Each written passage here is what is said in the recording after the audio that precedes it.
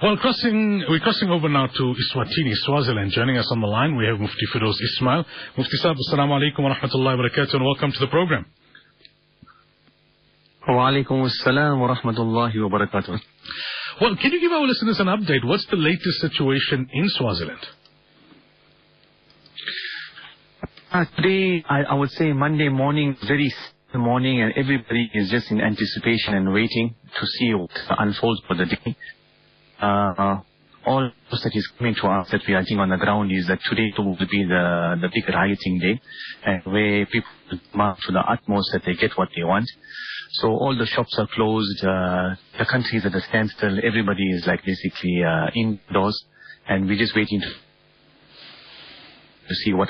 Security alerts are very high in the country. Everybody's being searched, coming in, coming out. If you have anything that can symbolize even a weapon or petrol or anything that is lying around, confiscated, taken. So security is tight. Everything is tense. So that is the situation as we stand. In the last few days, has it somewhat slowed down, or has the protest in the last few days remained more or less the same? You could say it kicked off on high on Monday, Tuesday, which was the whole country was shaken to its knees. I would say it was Wednesday, Thursday, it simmered down. Juma, we were told as you could say maybe 60%. Amazingly, you all in South Africa have no masjids closed down, and your enemy hid. And us, we had a full, you could say, a war zone, and Juma was taking place. So Friday is a bit okay, and Saturday, mashallah, was a quiet day. People were back in the market buying whatever they could get and was around. Sunday, but we went again in a state of tightness, because I think the negotiations were very, very fruitful. And we are today on Monday waiting to see what takes place.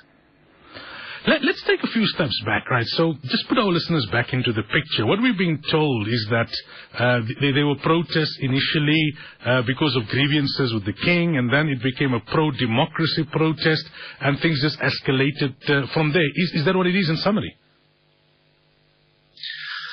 You see, always you must remember when it comes to also history, I think there's always 2 or 3 versions to what you are exactly telling me. On the ground, because we have blackout and internet and everything is wiped out, we can't really see what is unfolding, because one version is what you just mentioned. One is the entire peace process was hijacked by another entity and became something very ruthless. And one is the contrary, adverse of what you are saying, in the sense of that is not the truth at all.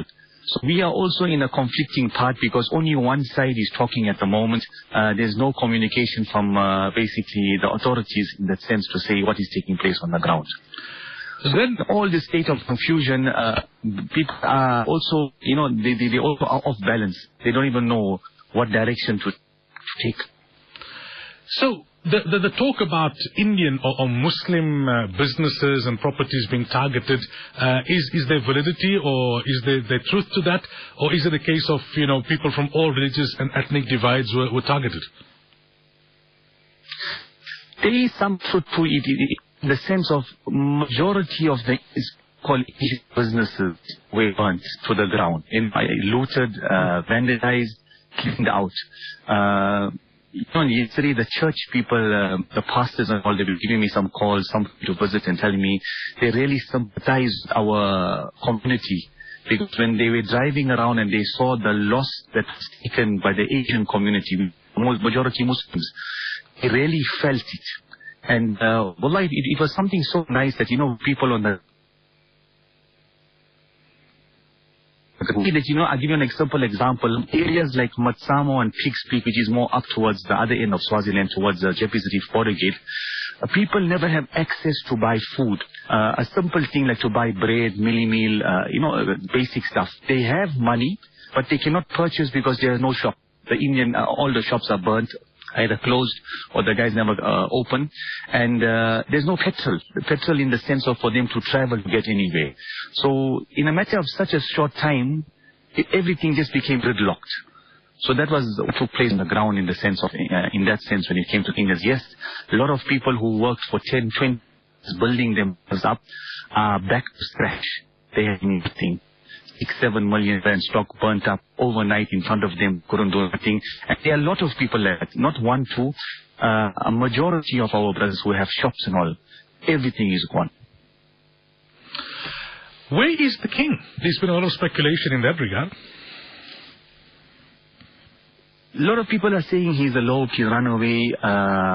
We don't know, Sheikh. The honest truth is, until something comes from an official level, nobody really knows where he is. He hasn't spoken as yet. Maybe it's something to do with their regime and how they operate. Everybody works in different. Will wait, things simmer down and calm down before they will give some statements or something of that nature. People expect that, it must be happen right now and now. But it's not happening. So in that sense, comments on it also. What's your request this morning to our listeners? Obviously, you require ongoing du'as. Is there anything else that those residing in South Africa in particular can do? Allah, Imran Sahib, it's an amazing thing that you are asking. And I'll tell you one thing, the brotherhood that I feel from our brothers in South Africa and across everywhere is so heartwarming to see that there is some sense of humanity alive and people have a worry and they have their own worries to take care of. From all over, people are phoning, can we help financially? Can we do this? Can we do that? But I remember a few days ago, I told one brother, send me a whole horse and trailer of milli meal. People need food. They got food. They're not basic commodities. They can't get it.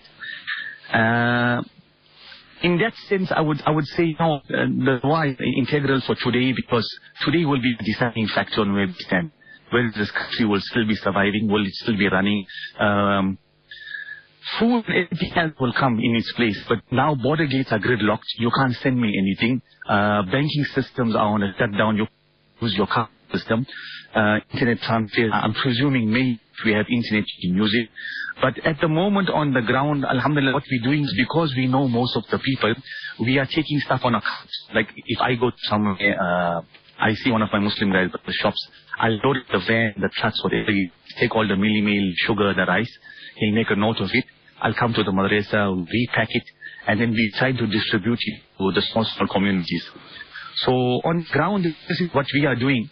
Other than that, I can't think of anything else, my Well, our du'as are ongoing. At the very least, may Allah Ta'ala make it easy. May Allah protect your lives, your property, your wealth, your health. And may Allah restore calm and make the best outcome possible for all the citizens of Eswatini and Swaziland come to fruition, inshallah. Wallah, those are very, very helpful. Allah accept from y'all. And y'all also have so many issues of y'all taking place on the ground at the same time. And Rasulullah sallallahu alaihi wasallam, you have someone else and you think of someone else, and Allah takes care of your problems also. Definitely. Ustaz, Jazakumullah for the update, and we'll keep in touch, inshallah. Barakallah. Taqabbalallah. Assalamu alaikum wa rahmatullahi wa barakatuh. Wa alaikum assalam wa rahmatullahi wa barakatuh.